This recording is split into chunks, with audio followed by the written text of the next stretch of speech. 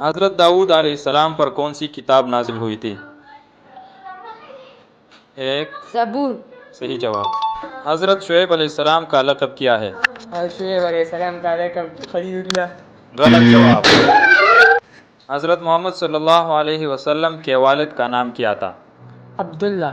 صحیح جواب۔ پہلی وحی میں قرآن کی کون سی سورت نازل ہوئی تھی؟ سورۃ الفاتحہ۔ خلیل اللہ کس پیغمبر کا لقب ہے؟ حضرت ابراہیم علیہ السلام۔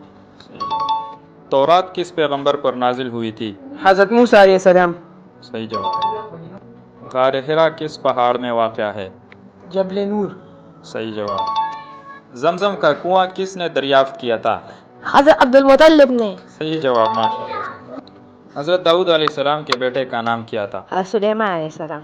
صحیح جواب۔ حضرت موسیٰ علیہ السلام کا لقب کیا ہے؟ حضرت موسیٰ علیہ السلام کا لقب روح اللہ۔ غلط جواب۔